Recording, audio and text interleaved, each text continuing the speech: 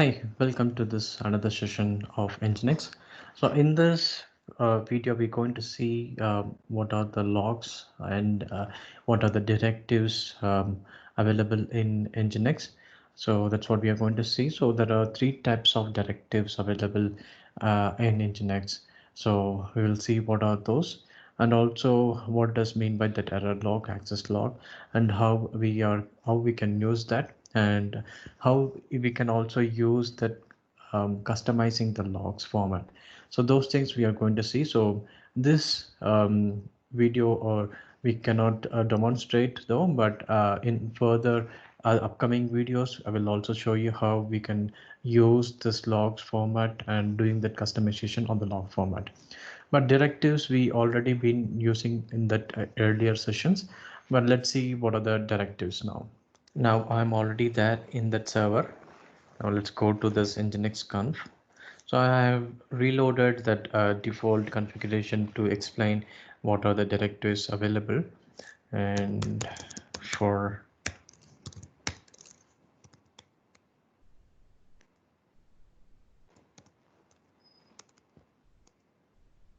yes, so there are three types of directives, as I said earlier.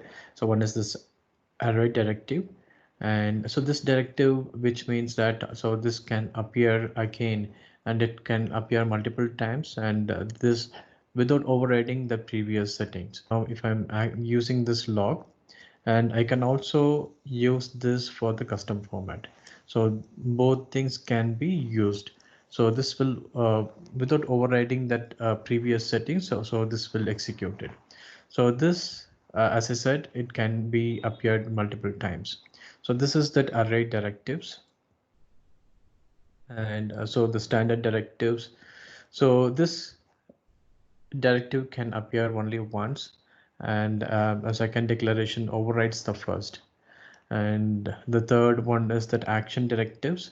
So in this action directives, so we can just apply the action to it. So when you are saying that return and 403 and you don't have a permission to view this page, so this kind of action that you can set, so this is called that action directives. And if you wanted to see this inheritance that is followed in other languages, so here also we are using this inheritance. If you see that HTTP consists of the following server block as well as the location context, and inside that the server context has the location context. So we have seen that. So this is the location which is under the server, and this is the server under HTTP, and this block is completely HTTP. So these are all the inheritance that we follow in Nginx. And coming to this log, so I'll just go back to the default configuration for you. Yeah, this is a default configuration. So by default, all the Nginx logs will be under var log Nginx error log or access log. So error log is kept in var log Nginx, and at the same time access log FCC.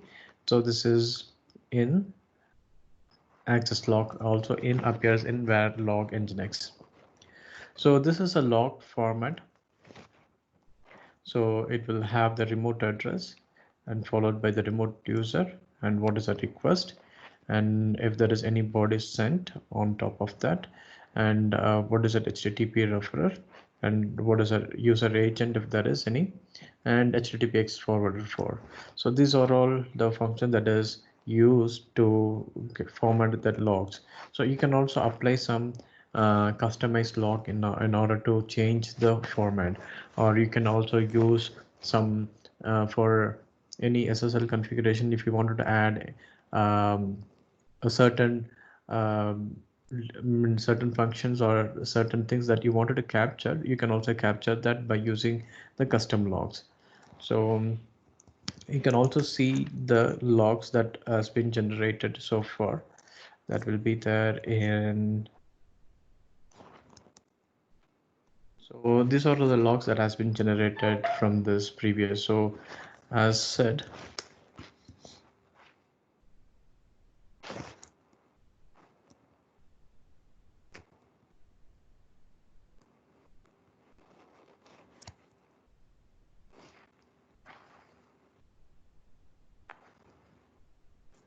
so with this format for access log, you will see the remote address, the user which don't have, the time, and the request, and the body which does not have, and the referrer, and that agent. This is that agent.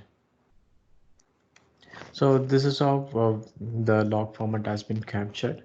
Now,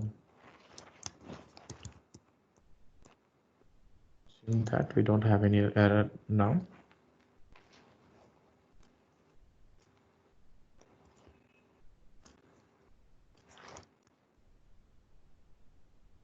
So now you can see that error is coming.